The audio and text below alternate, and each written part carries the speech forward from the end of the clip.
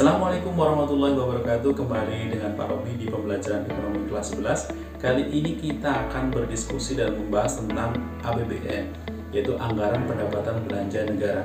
Apa itu APBN, kemudian apa tujuannya, dan apa saja fungsinya? Yuk kita ikuti video pembelajaran Pak Robi berikut ini. Baik, pada kesempatan kali ini kita akan membahas terkait dengan APBN dan APBD, tapi pada bagian pertama kita akan membahas terkait dengan bab APBN terlebih dahulu. Dengan KD yang akan kita pelajari adalah terkait dengan menjelaskan pengertian fungsi, tujuan APBN dan APBD. Selanjutnya materi pokok yang akan kita bahas terkait dengan pengertian APBN, ada tujuan, ada fungsi, prinsip, asas penyusunan APBN, dan komposisi APBN.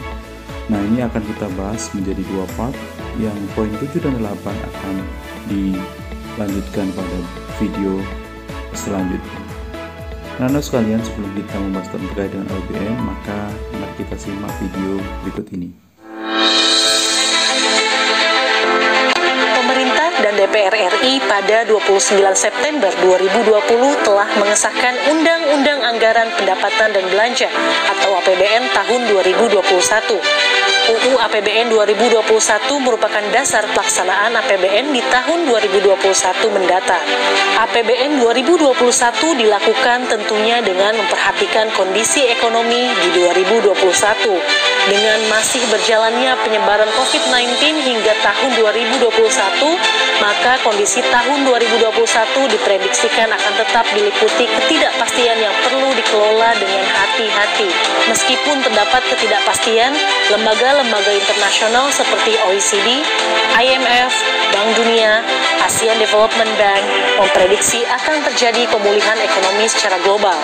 Sebagai instrumen counter-cyclical, APBN menjadi salah satu instrumen utama yang memiliki dimensi dampak yang sangat luas, baik dalam melanjutkan penanganan di bidang kesehatan, melindungi masyarakat yang rentan, dan dalam mendukung proses pemulihan perekonomian nasional pada tahun 2021. Hal ini tentu akan membawa konsekuensi beban terhadap ketahanan dan keberlanjutan APBN sebagai instrumen fiskal. Oleh karena itu, pemerintah juga berupaya secara bertahap untuk melakukan konsolidasi fiskal dalam jangka menengah panjang. Hal ini untuk menjaga stabilitas ekonomi makro yang menjadi prasyarat bagi terus berlangsungnya proses pembangunan Indonesia menuju Indonesia maju. Kebijakan fiskal APBN 2021 mengusung tema percepatan pemulihan ekonomi dan penguatan reformasi. Artinya, kebijakan diarahkan bukan semata-mata untuk merespon tantangan jangka pendek, tetapi juga untuk melaksanakan reformasi dalam rangka penguatan fondasi menuju Indonesia maju. Adapun 4 arah utamanya yakni menjaga dan mempercepat pemulihan ekonomi nasional atau PEN, reformasi APBN termasuk reformasi di bidang perpajakan, subsidi, dan perlindungan sosial, penguatan reformasi struktural, akselerasi prioritas pembangunan. Prioritas pembangunan nasional pada tahun 2021 akan difokuskan pada bidang kesehatan, pendidikan, teknologi informasi dan komunikasi, ketahanan pangan, perlindungan sosial, infrastruktur, dan pariwisata. Dengan perkiraan kondisi 2021 global dan kebijakan fiskal yang ekspansif namun tetap konsolidatif, asumsi makro yang ditetapkan dalam APBN 2021 adalah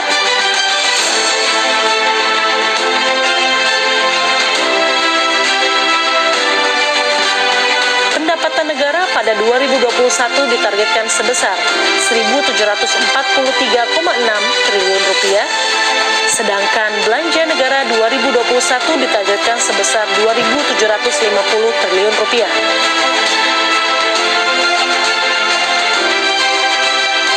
Sehingga pembiayaan anggaran 2021 direncanakan defisit 5,7% dari PDB.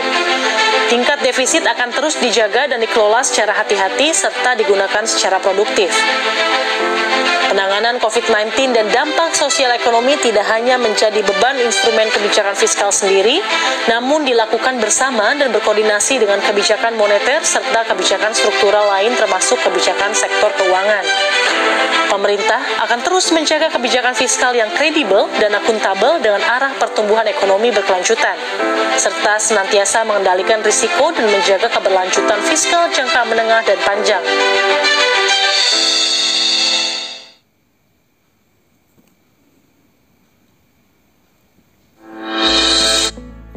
Baik, tadi adalah insight yang terkait dengan APBN, di mana APBN 2021 ditetapkan di tahun 2020 dengan target beberapa poin. Yang pertama mungkin Farouk bisa menyampaikan terkait dengan pemulihan ekonomi karena dampak COVID-19, kemudian juga pembangunan ekonomi yang berfokus pada kesehatan, kemudian juga tadi disinggung terkait dengan pendidikan, kemudian kesejahteraan, kemudian pembangunan yang lainnya, dengan harapan itu bisa membangkitkan perekonomian Indonesia karena dampak COVID-19 luar biasa. Kemudian ada beberapa poin penting. Yang pertama adalah target tentang penerimaan negara ya, yang di target 1.700 triliun sekian. Kemudian juga menggunakan defisit anggaran defisit, artinya bahwa anggaran diharapkan itu mampu menyerap ya, terserap semuanya atau paling tidak melampaui tujuan dari yang telah ditetapkan. Jadi anak-anak sekalian, sebelum kita membahas lebih lanjut, maka kita perlu tahu apa itu APBN. APBN adalah rencana keuangan tahunan pemerintah. Itu kalau di Indonesia ya berarti negara Indonesia, yang disetujui oleh Dewan Perwakilan Rakyat, yang berisi daftar sistematis dan terperinci yang memuat rencana penerimaan dan pengeluaran negara dalam satu tahun anggaran.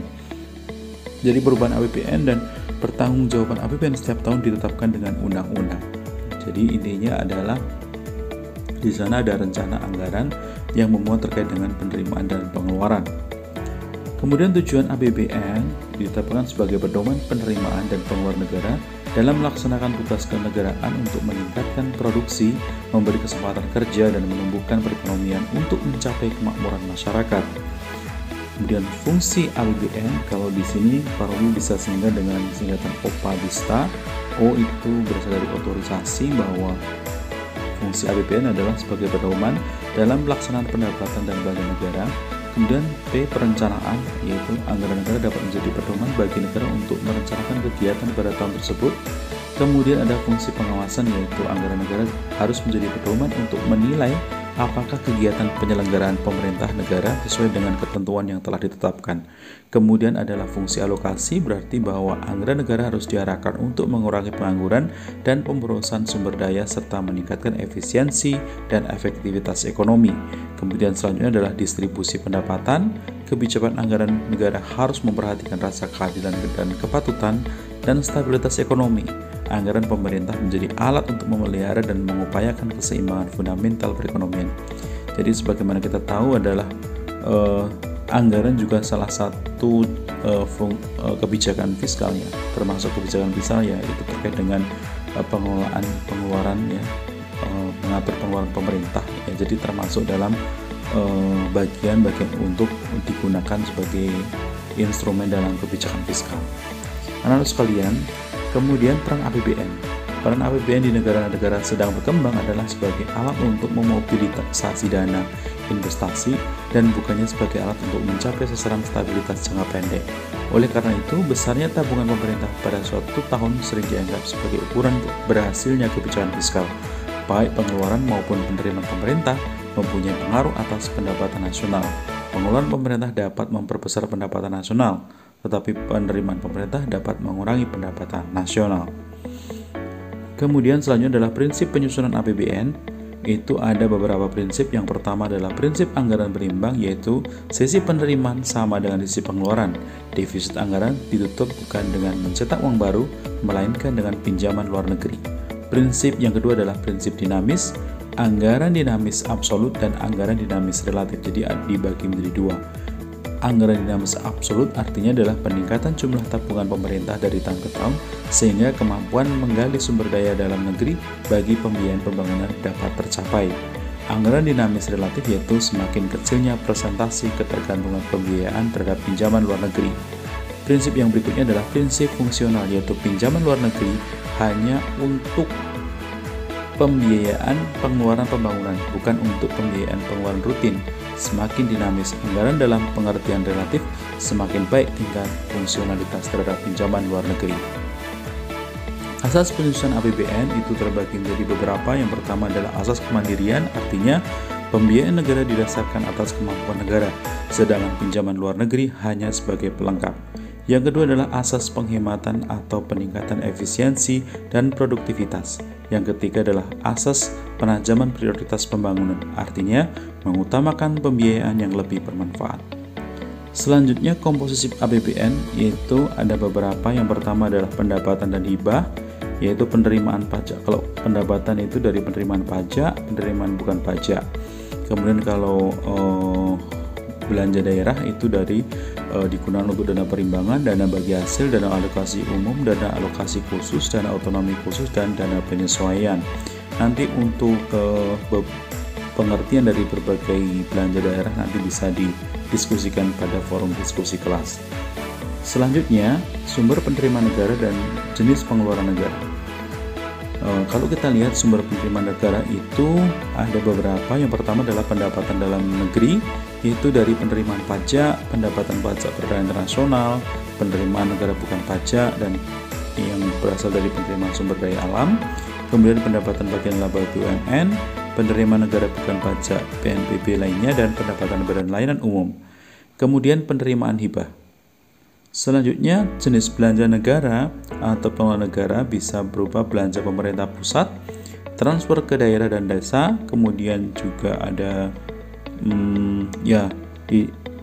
di dalam transfer ke daerah dan desa itu ada dana perimbangan, dana otonomi khusus yang terbagi dengan dana otsus dan dana tambahan otsus, juga dana keistimewaan, dana transfer lainnya, dan dana desa. Jadi ini adalah pengeluaran dari APBN. Selanjutnya ada pembiayaan, pembiayaan dalam negeri, ada pembiayaan luar negeri. Pembiayaan dalam negeri terkait dengan perbankan dalam negeri dan non perbankan dalam negeri. Kemudian pembiayaan luar negeri itu penarikan pinjaman, kemudian juga ada penerusan pinjaman dan pembayaran cicilan pokok utang luar negeri. Jadi ini jenis pengeluarannya. Selanjutnya mekanisme penyusunan APBN. Kalau kita gambarkan, jadi yang pertama adalah rencana anggaran pendapatan belanja negara itu diajukan sesuai dengan pasal 23 begitu Presiden bersama DPR. Kemudian dibahas dalam rapat RAPP membahas bersama terkait dengan rencana anggaran pendapatan belanja negara. Kemudian kalau nanti disetujui, maka APBN tersebut akan dijalankan di tahun berikutnya. Tapi kalau tidak disetujui, maka menggunakan APBN tahun sebelumnya. Kemudian Presiden DPR juga meminta pertimbangan dari DPD Jadi mekanismenya semacam itu. Nah, demikian kira-kira penjelasan Pak Ogi terkait dengan APBN. Dan selanjutnya untuk APBD akan kita lanjutkan pada video pembelajaran selanjutnya. Demikian, terima kasih. Demikian tadi penjelasan terkait anggaran pendapatan belanja negara. Semoga bermanfaat. Tetap semangat, tetap belajar. Sampai ketemu pada video pembelajaran selanjutnya. Wassalamualaikum warahmatullahi wabarakatuh.